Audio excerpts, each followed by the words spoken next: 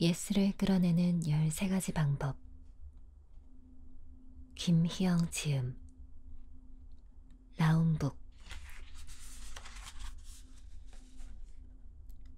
마음을 움직이기 전에 마음을 얻어라.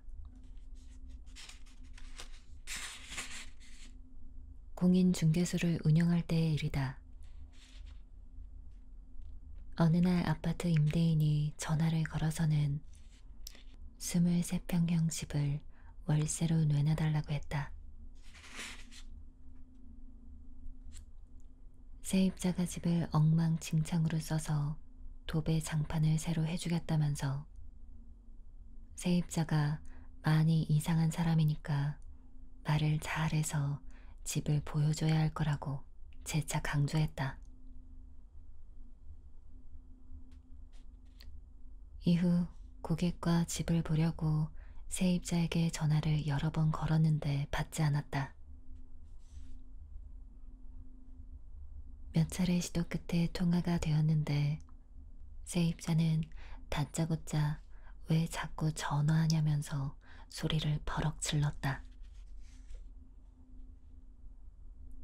공인중개소라고 하니 다신 연락하지 말라면서 전화를 뚝 끊어버리는 것이었다. 나는 좀 당황스러웠지만 최대한 친절하게 문자를 보냈다. 사장님, 안녕하세요. 플러스 공인중개소입니다. 바쁘신데 불편을 드려 죄송합니다. 이사하실 집에 대해 의논할 겸 시간 나실 때 저희 중개소로 방문해 주시길 부탁드립니다. 감사합니다. 세입자는 답이 없었다. 그래서 매일 아침마다 좋은 글과 함께 즐거운 하루 되세요 라는 메시지를 보냈다. 그러기를 보름쯤 했을까. 어느 날 전화를 걸었더니 지난번보다 한결 차분해진 목소리로 전화를 받았다. 그래도 여전히 거친 야생 호랑이처럼 기현되면 알아서 나갈 테니 앞으로 전화하지 말라고 했다. 그 뒤로도 나는 꾸준히 좋은 글과 비슷한 가격에 이사 갈 만한 집 정보를 문자로 보냈다. 그러면서 곧 만기가 되어가니 괜찮은 집이 나왔을 때 보시라며 꼭 방문해달라고 부탁했다. 얼마 후 공인중개소 앞에 강한 인상의 중년 남성이 소주를 몇 병 담은 봉투를 들고 왔다 갔다 하는 것이 보였다. 나가서 물어보니 바로 그 호랑이 세입자였다. 그는 외모부터 남달랐다. 취권을 하는지 코가 빨갰고 세상에 불만을 표현한 듯 제멋대로 휘날리는 곱슬머리에 눈썹은 호랑이 눈썹 모양으로 양쪽 끝이 날개처럼 위로 뻗쳐 있었다. 거기에 검정색 두꺼운 뿔테 안경을 쓰고 얼룩덜룩한 개구리 군복 바지에 검정 나시를 입고 있어 더욱 강력한 인상을 주었다. 또 목소리는 어찌나 큰지 기차 화통을 삶아 먹은 듯 우렁차서 귀가 금세 피곤해졌다. 나는 침착하게 이렇게 물었다. 사장님, 사시면서 집에 대해 불편한 점은 없으셨어요? 이 질문은 그 집에서 빨리 이사가고 싶은 마음이 들도록 유도하는 질문이었다. 그러자 그는 술 냄새를 중개소 가득 풍기면서 불평불만을 쏟아냈다. 주인은 물론이고 윗집, 아랫집 이웃들까지도 욕을 했다. 그러면서 방음이 안 되어 윗집 화장실 물 내리는 소리까지 들린다며 집 자체가 잘못 지어졌다고 이젠 집까지 욕을 했다. 가끔 손자가 와서 노는데 아랫집에서 시끄럽다고 항의하는 것도 다 집이 잘못 지어진 탓이라고 했다.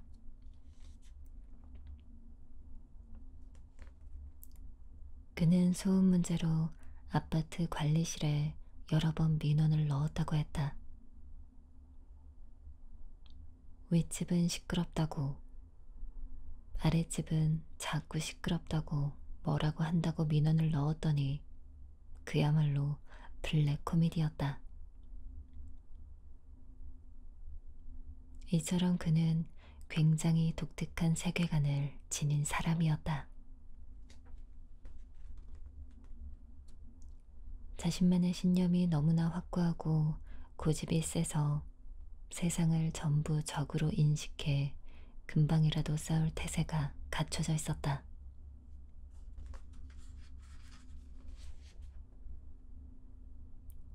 그의 말을 전부 이해하기는 어려웠지만 불만에 찬 얘기를 할 때 고개를 끄덕이며 많이 힘드셨겠다고 공감해주고 리액션과 추임새도 넣어가며 끝까지 경청했다. 그러자 마음이 조금 열렸는지 자신의 이야기를 하기 시작했다. 하루 쉬고 하루 일하는 직종에 종사하며 자녀는 셋이라고 했다.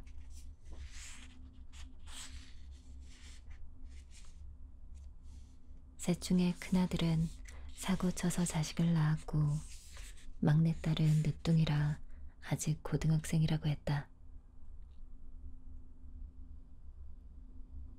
그렇게 그가 어느 정도 마음을 열었을 때 나는 슬며시 이사 이야기를 꺼냈다. 사장님, 이번에 이사하면 어떤 집에서 살길 원하세요? 이 질문은 새로운 집으로 빠른 이사를 위한 유도 질문이었고 내 물음에 그는 지금 살고 있는 아파트 단지 내에 23평 월세집, 되도록 사람이 많이 안 다니는 구석진 동의 1층 집을 원한다고 답했다.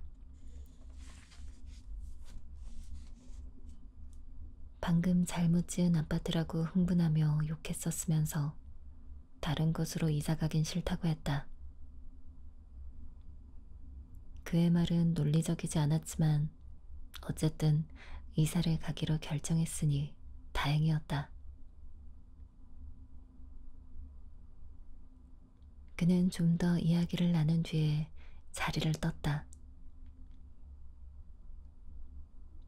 그리고 몇 시간 뒤 드디어 손님과 함께 그의 집을 보러 갔다.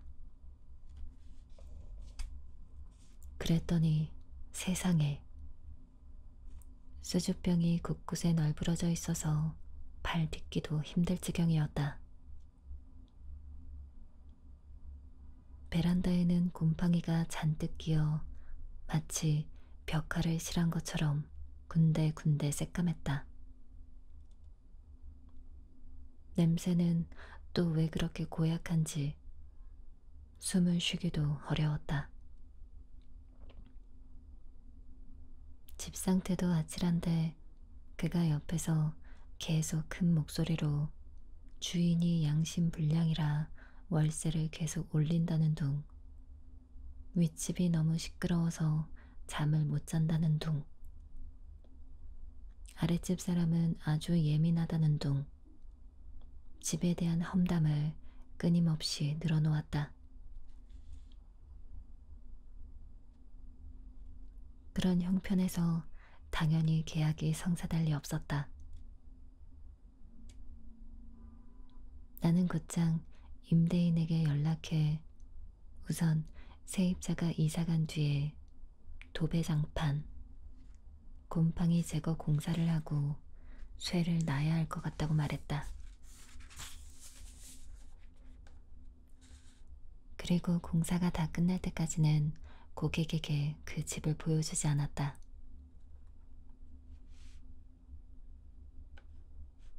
이후 호랑이 세입자는 허구한 날 공인중개소를 찾아와서는 집 나온 거 있냐고 물었다. 하지만 적당한 집을 보여줘도 그는 이 집은 이게 별로고 저 집은 저게 별로라며 소소한 것까지 트집을 잡았다. 그때마다 화가 올라오면서 그냥 땅 사서 집 짓고 사세요 라는 말이 목청까지 올라왔다. 세탁실 입구 방향까지 트집을 잡을 정도로 까다로우니 과연 이사는 할 수 있을까 의문스러웠다. 하지만 한편으로는 측은한 마음이 들었다. 술병에 쌓일 정도로 술을 마시고 보여주는 집마다 마음에 안 들어하는 건 집 때문이 아니라 마음이 아파서이지 않을까 싶었다. 그래서 그의 말을 진심으로 경청하며 감정을 잘 읽고 맞춰주려고 노력했다.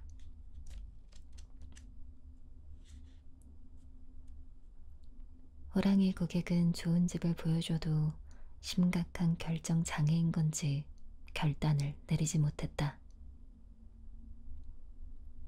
쉬는 날이면 공인중개소 옆 편의점에서 술을 사와서는 집 나왔어요? 하고 물었다. 그 얼굴의 표정을 보자니 집이 궁금한 게 아니라 대화를 하고 싶어 하는 것 같았다. 그래서 차 한 잔을 건네주면서 일하시는 건 힘들지 않냐고 물었다. 그랬더니 그는 기다렸다는 듯이 이야기 보따리를 풀어놓았다. 가난했던 어린 시절 이야기와 부모님이 사이가 안 좋아서 힘들었던 얘기에서부터 군대 생활 얘기, 결혼해서 애 셋 키우느라 힘들었던 얘기들을 했다. 질문을 안 했으면 어쩔 뻔했나 싶을 정도로 몸으로 흉내까지 내가며 신나게 이야기를 했다. 그러는 동안 흐릿했던 눈동자는 또렷해졌고 무섭게 굳은 표정도 편안해져 나중에 돌아갈 때는 미소까지 지었다. 그 이후 조건 좋은 집이 나와 호랑이 고객과 함께 집을 보러 갔다. 그가 또다시 망설이기에 이번에는 내가 강력하게 리드하며 말했다. 사장님, 집 사시는 거 아니잖아요. 살다가 불편하면 언제든지 다른 곳으로 이사하시면 돼요. 이 집은 사장님이 원하시는 조용한 동 1층에다 도배 장판도 새로 해주고 월세도 지금보다 5만 원 싸요. 이보다 더 좋은 조건의 집은 앞으로 찾기 어려워요. 그러니 집 나가기 전에 계약하세요. 그렇게 어렵사리 계약이 이루어졌는데 또다시 집주인과의 다툼 때문에 금세 이사를 하게 되었다. 이후 새로 이사 갈 집을 알아볼 때부터는 내가 고객 대신에 집을 받고 이 집이다 싶으면 그제야 고객이 와서 보고 계약하게 됐다. 살고 있는 집을 다른 고객에게 보여줄 때도 호랑이 고객이 혹시 계약에 방해되는 말을 할까봐 방에만 있도록 해서 피차 마주치지 않도록 했다.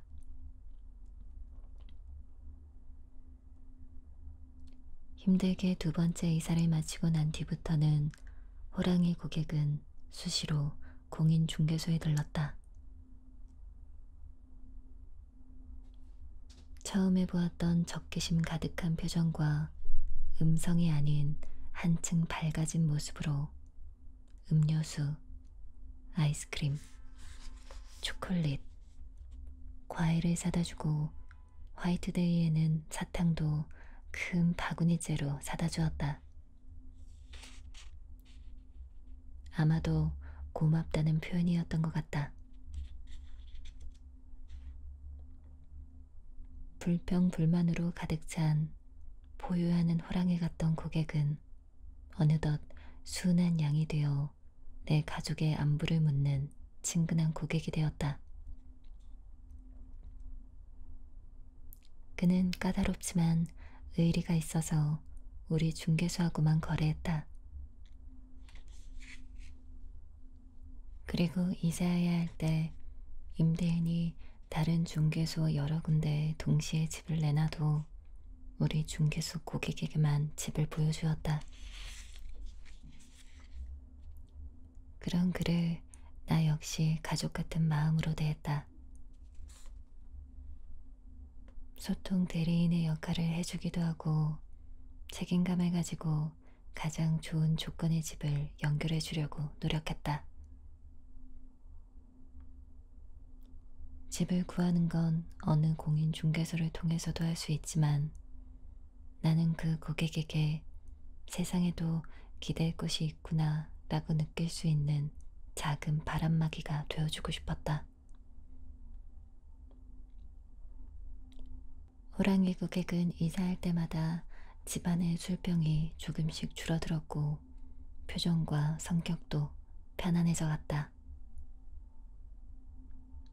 그 고객은 4번에 걸쳐 이사를 했고 마지막에는 내가 알려준 영구 임대 아파트에 정착했다. 상대의 마음을 얻는 3가지 태도. 일거수이명창이라는 말이 있다. 판소리에는 첫째는 북치는 사람이고 둘째가 소리를 잘하는 사람이라는 뜻이다.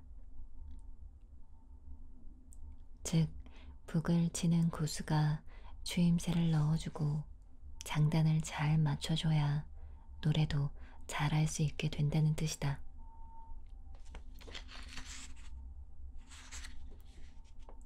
추임새는 소리 도중에 고수가 외치는 얼씨구, 좋다 등의 감탄사를 가리킨다.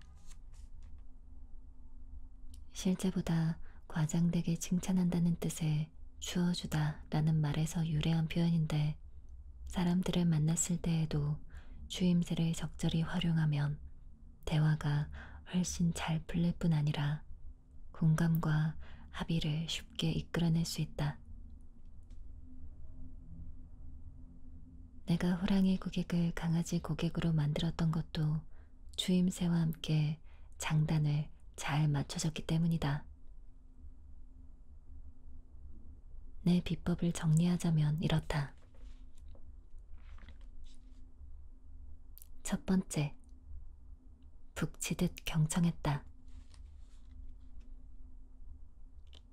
사리분별과 상황 파악을 잘하는 사람을 우리는 총명하다고 표현한다. 총명이란 귀가 밝고 눈이 밝은 것을 뜻한다. 즉, 잘 보고 잘 듣는다는 뜻이다. 그렇듯 나 역시 고객의 상황과 표정을 잘 보고 고객의 말에 집중해서 하나라도 더 들으려고 노력했다.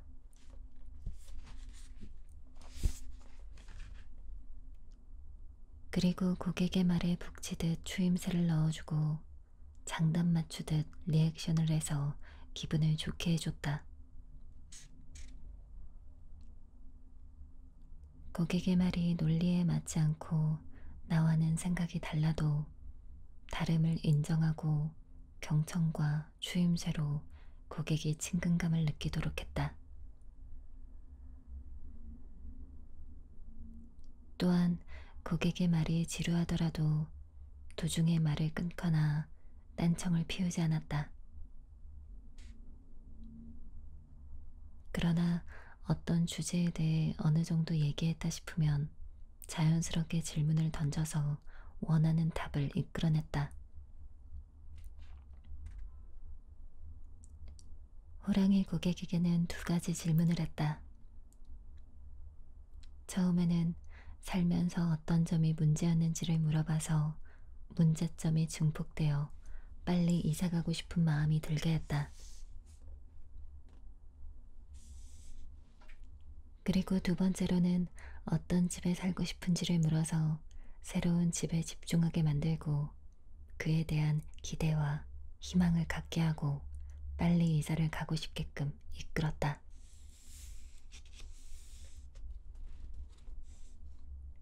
두 번째, 고객의 말에 호기심을 보였다. 고객을 대할 때에는 성격이나 성향을 파악해 어떤 것을 원하는지 고객의 목마름을 파악하고 그 부분을 채워주어야 한다. 즉, 가려운 곳을 잘 찾아서 시원하게 긁어주어야 한다. 나는 호랑이 고객을 만나 소통하면서 재빨리 그의 성품과 성향을 알아냈다.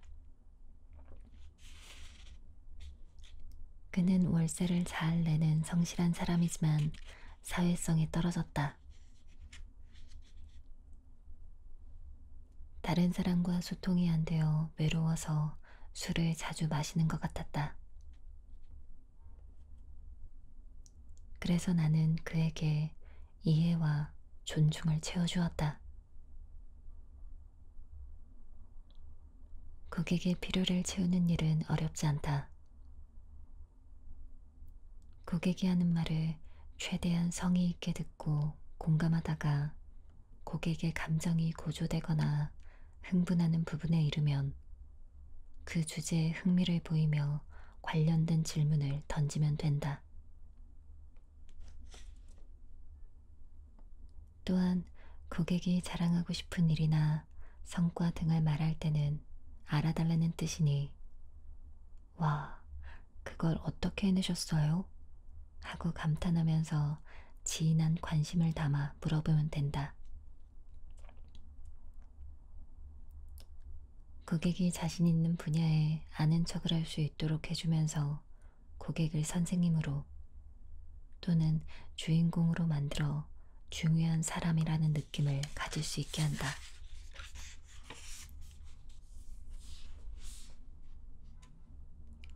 세 번째, 고객의 약점을 채워주었다.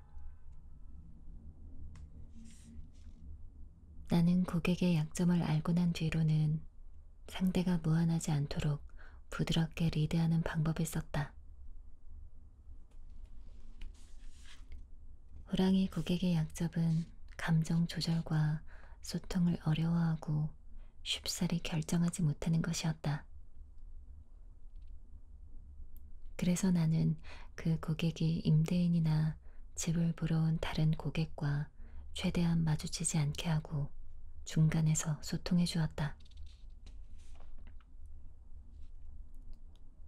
또한 고객이 쉽사리 결정을 내리지 못할 때에는 사장님은 저희보다 더 꼼꼼하셔서 진짜 좋은 집 구하실 것 같아요.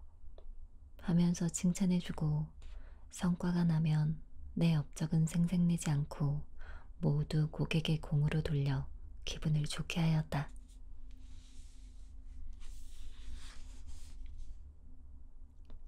나는 월세를 구하러 온 고객이든 30억 원 상당의 건물을 사러 온 고객이든 똑같이 대하는 걸 원칙으로 삼았다. 마치 목욕탕에서 계급장 다 떼고 만나는 것처럼 모두가 소중한 인격체라는 생각으로 고객을 대했다. 호랑이 고객과 인연을 지속할 수 있었던 것도 색안경을 끼지 않고 그를 존중하며 진솔하게 대했기 때문일 것이다. 얼마 전에 아는 공인중개소 사장이 들려준 이야기다.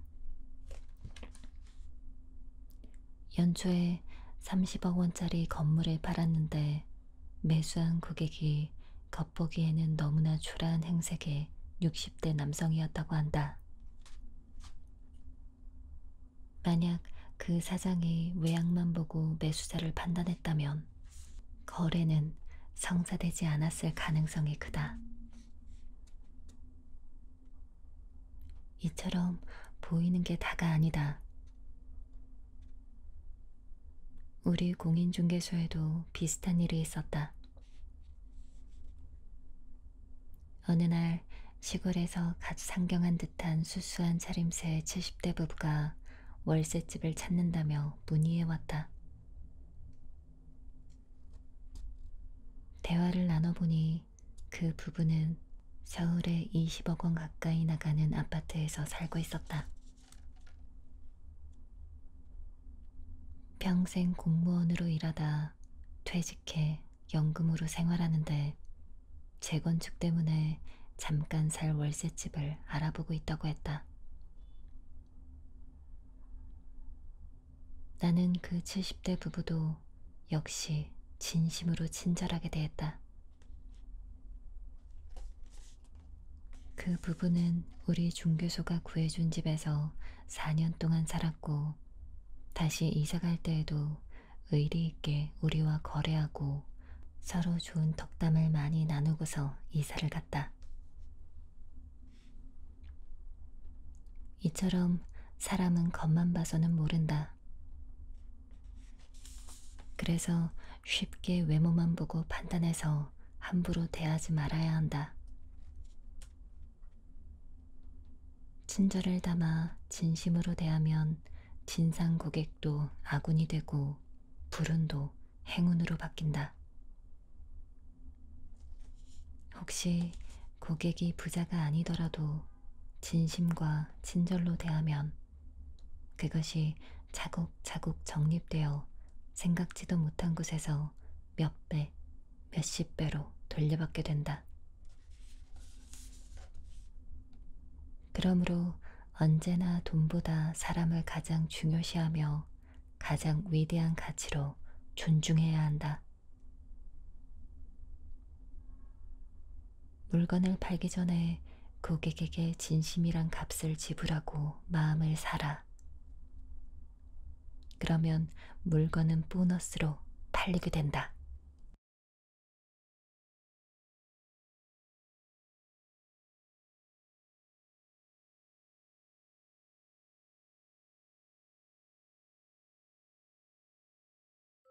예스를 끌어내는 13가지 방법.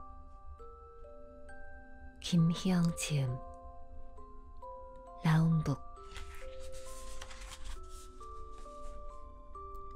마음을 움직이기 전에 마음을 얻어라. 공인중개소를 운영할 때의 일이다. 어느 날 아파트 임대인이 전화를 걸어서는 23평형 집을 월세로 내놔달라고 했다. 세입자가 집을 엉망진창으로 써서 도배 장판을 새로 해주겠다면서 세입자가 많이 이상한 사람이니까 말을 잘해서 집을 보여줘야 할 거라고 재차 강조했다. 이후 고객과 집을 보려고 세입자에게 전화를 여러 번 걸었는데 받지 않았다. 몇 차례 시도 끝에 통화가 되었는데 세입자는 다짜고짜 왜 자꾸 전화하냐면서 소리를 버럭 질렀다.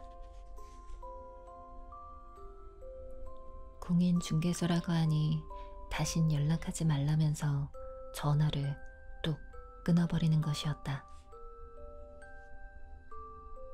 나는 좀 당황스러웠지만 최대한 친절하게 문자를 보냈다. 사장님, 안녕하세요. 플러스 공인중개소입니다. 바쁘신데 불편을 드려 죄송합니다. 이사하실 집에 대해 의논할 겸 시간 나실 때 저희 중개소로 방문해 주시길 부탁드립니다. 감사합니다. 세입자는 답이 없었다. 그래서 매일 아침마다 좋은 글과 함께 즐거운 하루 되세요 라는 메시지를 보냈다. 그러기를 보름쯤 했을까. 어느 날 전화를 걸었더니 지난번보다 한결 차분해진 목소리로 전화를 받았다. 그래도 여전히 거친 야생 호랑이처럼 기현되면 알아서 나갈 테니 앞으로 전화하지 말라고 했다. 그 뒤로도 나는 꾸준히 좋은 글과 비슷한 가격에 이사 갈 만한 집 정보를 문자로 보냈다. 그러면서 곧 만기가 되어가니 괜찮은 집이 나왔을 때 보시라며 꼭 방문해달라고 부탁했다.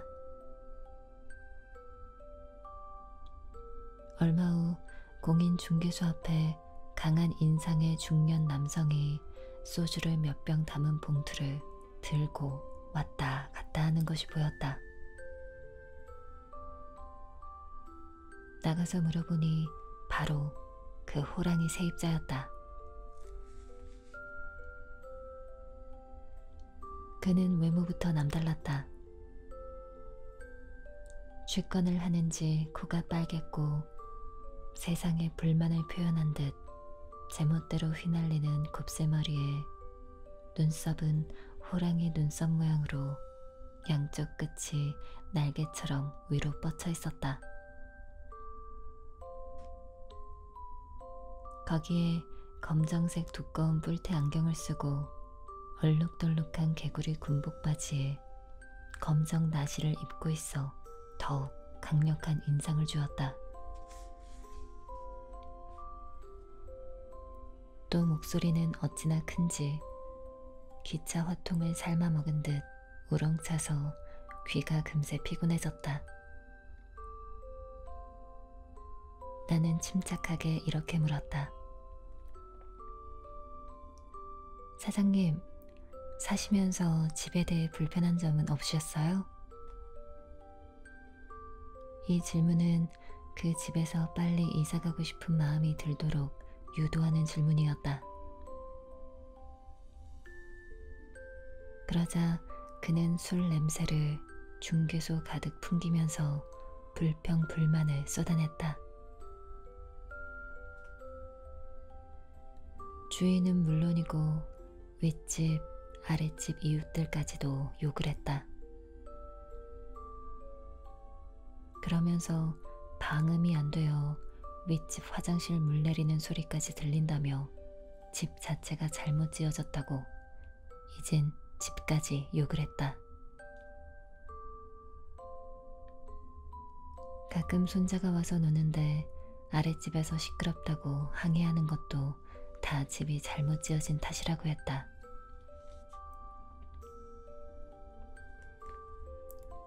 그는 소음 문제로 아파트 관리실에 여러 번 민원을 넣었다고 했다.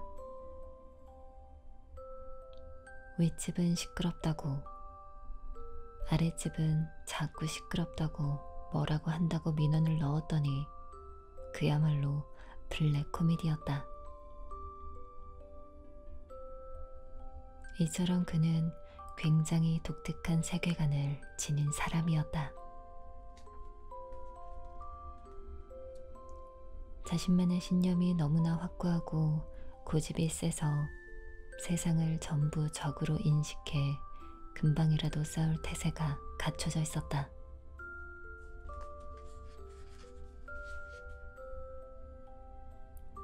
그의 말을 전부 이해하기는 어려웠지만 불만에 찬 얘기를 할 때 고개를 끄덕이며 많이 힘드셨겠다고 공감해주고 리액션과 주임새도 넣어가며 끝까지 경청했다. 그러자 마음이 조금 열렸는지 자신의 이야기를 하기 시작했다. 하루 쉬고 하루 일하는 직종에 종사하며 자녀는 셋이라고 했다.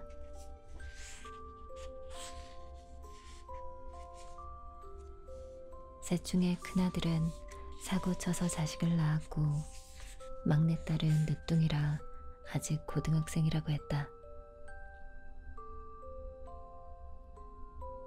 그렇게 그가 어느 정도 마음을 열었을 때 나는 슬며시 이사 이야기를 꺼냈다. 사장님, 이번에 이사하면 어떤 집에서 살길 원하세요? 이 질문은 새로운 집으로 빠른 이사를 위한 유도 질문이었고 내 물음에 그는 지금 살고 있는 아파트 단지 내에 23평 월세집, 되도록 사람이 많이 안 다니는 구석진 동의 1층 집을 원한다고 답했다. 방금 잘못 지은 아파트라고 흥분하며 욕했었으면서 다른 곳으로 이사 가긴 싫다고 했다. 그의 말은 논리적이지 않았지만 어쨌든 이사를 가기로 결정했으니 다행이었다. 그는 좀 더 이야기를 나눈 뒤에 자리를 떴다. 그리고 몇 시간 뒤 드디어 손님과 함께 그의 집을 보러 갔다.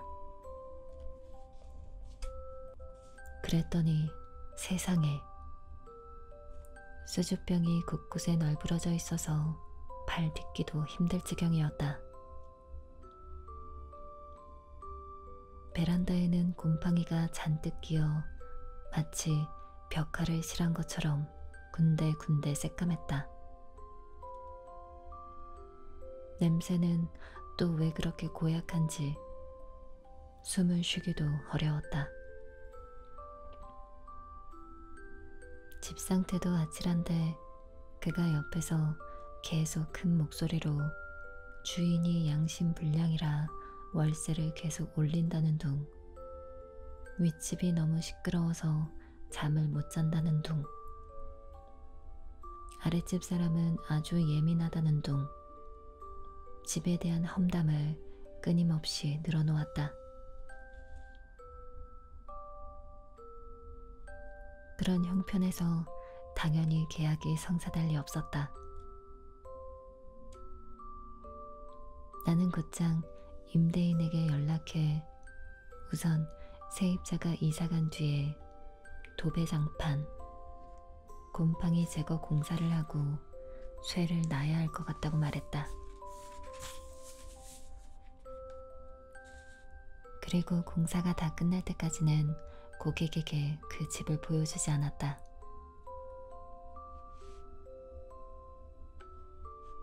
이후 호랑이 세입자는 허구한 날 공인중개소로 찾아와서는 집 나온 거 있냐고 물었다. 하지만 적당한 집을 보여줘도 그는 이 집은 이게 별로고 저 집은 저게 별로라며 소소한 것까지 트집을 잡았다. 그때마다 화가 올라오면서 그냥 땅 사서 집 짓고 사세요 라는 말이 목청까지 올라왔다. 세탁실 입구 방향까지 트집을 잡을 정도로 까다로우니 과연 이사는 할 수 있을까 의문스러웠다. 하지만 한편으로는 측은한 마음이 들었다. 술병에 쌓일 정도로 술을 마시고 보여주는 집마다 마음에 안 들어하는 건 집 때문이 아니라 마음이 아파서이지 않을까 싶었다. 그래서 그의 말을 진심으로 경청하며 감정을 잘 읽고 맞춰주려고 노력했다.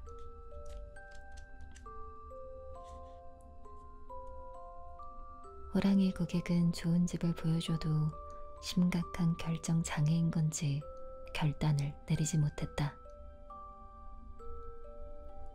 쉬는 날이면 공인중개소 옆 편의점에서 술을 사와서는 집 나왔어요? 하고 물었다. 그 얼굴의 표정을 보자니 집이 궁금한 게 아니라 대화를 하고 싶어 하는 것 같았다. 그래서 차 한 잔을 건네주면서 일하시는 건 힘들지 않냐고 물었다. 그랬더니 그는 기다렸다는 듯이 이야기 보따리를 풀어놓았다. 가난했던 어린 시절 이야기와 부모님이 사이가 안 좋아서 힘들었던 얘기에서부터 군대 생활 얘기, 결혼해서 애 셋 키우느라 힘들었던 얘기들을 했다. 질문을 안 했으면 어쩔 뻔했나 싶을 정도로 몸으로 흉내까지 내가며 신나게 이야기를 했다. 그러는 동안 흐릿했던 눈동자는 또렷해졌고 무섭게 굳은 표정도 편안해져 나중에 돌아갈 때는 미소까지 지었다. 그 이후 조건 좋은 집이 나와 호랑이 고객과 함께 집을 보러 갔다. 그가 또다시 망설이기에 이번에는 내가 강력하게 리드하며 말했다. 사장님, 집 사시는 거 아니잖아요. 살다가 불편하면 언제든지 다른 곳으로 이사하시면 돼요. 이 집은 사장님이 원하시는 조용한 동 1층에다 도배 장판도 새로 해주고 월세도 지금보다 5만원 싸요.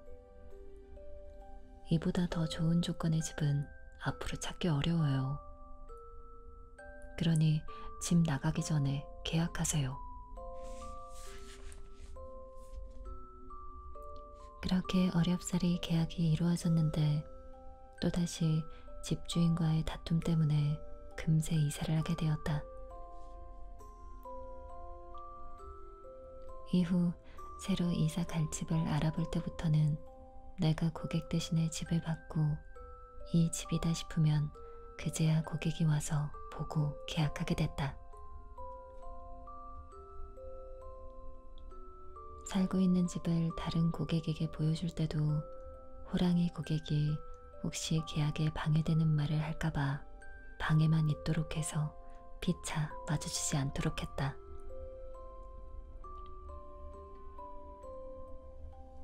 힘들게 두 번째 이사를 마치고 난 뒤부터는 호랑이 고객은 수시로 공인중개소에 들렀다. 처음에 보았던 적개심 가득한 표정과 음성이 아닌 한층 밝아진 모습으로 음료수, 아이스크림, 초콜릿, 과일을 사다주고 화이트데이에는 사탕도 큰 바구니째로 사다 주었다. 아마도 고맙다는 표현이었던 것 같다. 불평불만으로 가득 찬 보유하는 호랑이 같던 고객은 어느덧 순한 양이 되어 내 가족의 안부를 묻는 친근한 고객이 되었다. 그는 까다롭지만 의리가 있어서 우리 중개소하고만 거래했다. 그리고 이사해야 할 때 임대인이 다른 중개소 여러 군데에 동시에 집을 내놔도 우리 중개소 고객에게만 집을 보여주었다. 그런 그를 나 역시 가족 같은 마음으로 대했다. 소통 대리인의 역할을 해주기도 하고 책임감을 가지고 가장 좋은 조건의 집을 연결해 주려고 노력했다. 집을 구하는 건 어느 공인중개소를 통해서도 할 수 있지만 나는 그 고객에게 세상에도 기댈 곳이 있구나 라고 느낄 수 있는 작은 바람막이가 되어주고 싶었다. 호랑이 고객은 이사할 때마다 집안의 술병이 조금씩 줄어들었고 표정과 성격도 편안해져 갔다. 그 고객은 4번에 걸쳐 이사를 했고 마지막에는 내가 알려준 영구 임대 아파트에 정착했다. 상대의 마음을 얻는 3가지 태도. 일거수이명창이라는 말이 있다. 판소리에는 첫째는 북치는 사람이고 둘째가 소리를 잘하는 사람이라는 뜻이다. 즉, 북을 치는 고수가 추임새를 넣어주고 장단을 잘 맞춰줘야 노래도 잘할 수 있게 된다는 뜻이다.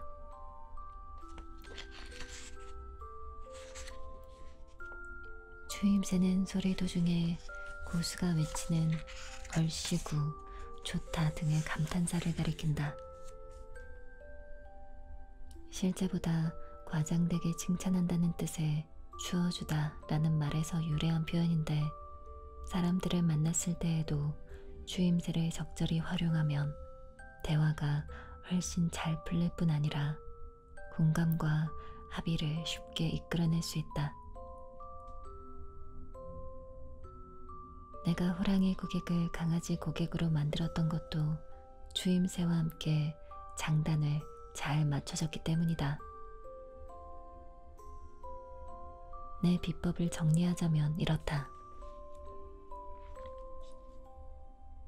첫 번째, 북치듯 경청했다. 사리분별과 상황 파악을 잘하는 사람을 우리는 총명하다고 표현한다. 총명이란 귀가 밝고 눈이 밝은 것을 뜻한다. 즉, 잘 보고 잘 듣는다는 뜻이다. 그렇듯 나 역시 고객의 상황과 표정을 잘 보고 고객의 말에 집중해서 하나라도 더 들으려고 노력했다.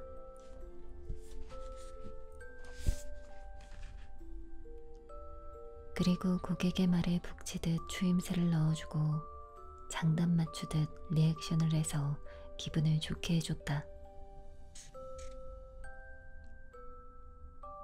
고객의 말이 논리에 맞지 않고 나와는 생각이 달라도 다름을 인정하고 경청과 추임새로 고객이 친근감을 느끼도록 했다.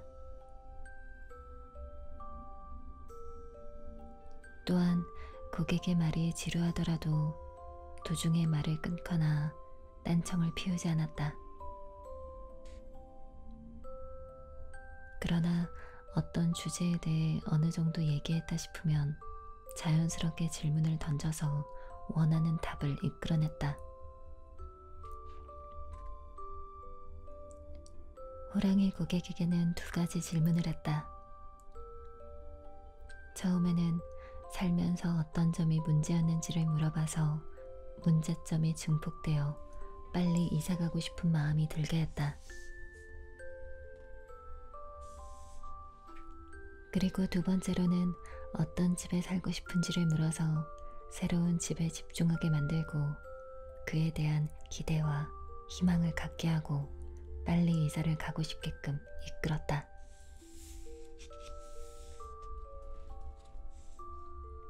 두 번째, 고객의 말에 호기심을 보였다. 고객을 대할 때에는 성격이나 성향을 파악해 어떤 것을 원하는지 고객의 목마름을 파악하고 그 부분을 채워주어야 한다. 즉, 가려운 곳을 잘 찾아서 시원하게 긁어주어야 한다. 나는 호랑이 고객을 만나 소통하면서 재빨리 그의 성품과 성향을 알아냈다. 그는 월세를 잘 내는 성실한 사람이지만 사회성이 떨어졌다. 다른 사람과 소통이 안 되어 외로워서 술을 자주 마시는 것 같았다. 그래서 나는 그에게 이해와 존중을 채워주었다. 고객의 필요를 채우는 일은 어렵지 않다. 고객이 하는 말을 최대한 성의 있게 듣고 공감하다가 고객의 감정이 고조되거나 흥분하는 부분에 이르면 그 주제에 흥미를 보이며 관련된 질문을 던지면 된다. 또한 고객이 자랑하고 싶은 일이나 성과 등을 말할 때는 알아달라는 뜻이니 와, 그걸 어떻게 해내셨어요? 하고 감탄하면서 지인한 관심을 담아 물어보면 된다.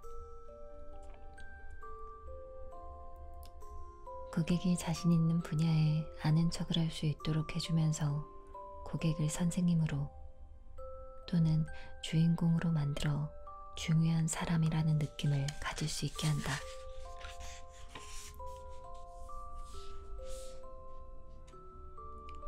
세 번째, 고객의 약점을 채워주었다. 나는 고객의 약점을 알고 난 뒤로는 상대가 무안하지 않도록 부드럽게 리드하는 방법을 썼다. 호랑이 고객의 약점은 감정 조절과 소통을 어려워하고 쉽사리 결정하지 못하는 것이었다. 그래서 나는 그 고객이 임대인이나 집을 보러 온 다른 고객과 최대한 마주치지 않게 하고 중간에서 소통해 주었다. 또한 고객이 쉽사리 결정을 내리지 못할 때에는 사장님은 저희보다 더 꼼꼼하셔서 진짜 좋은 집 구하실 것 같아요 하면서 칭찬해주고 성과가 나면 내 업적은 생색내지 않고 모두 고객의 공으로 돌려 기분을 좋게 하였다.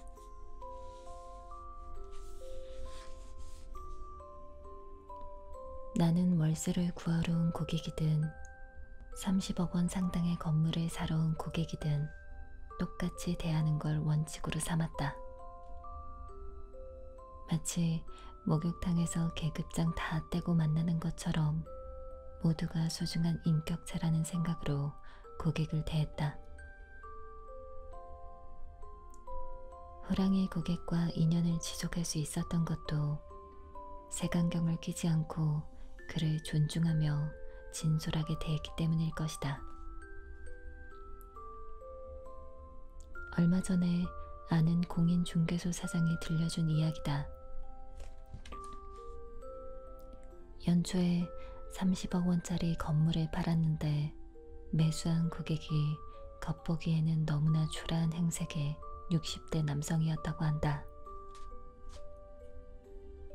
만약 그 사장이 외양만 보고 매수자를 판단했다면 거래는 성사되지 않았을 가능성이 크다. 이처럼 보이는 게 다가 아니다. 우리 공인중개소에도 비슷한 일이 있었다. 어느 날 시골에서 가상경한 듯한 수수한 차림새의 70대 부부가 월세집을 찾는다며 문의해왔다.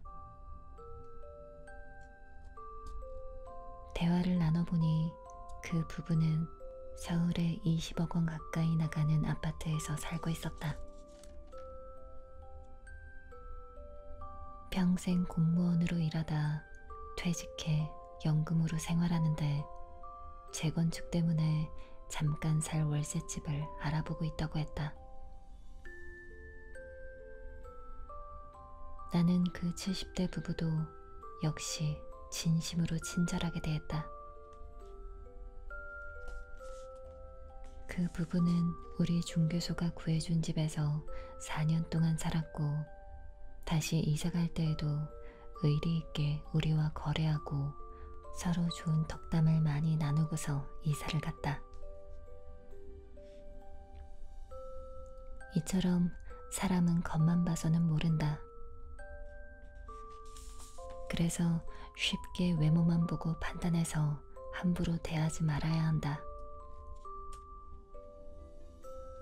친절을 담아 진심으로 대하면 진상 고객도 아군이 되고 불운도 행운으로 바뀐다.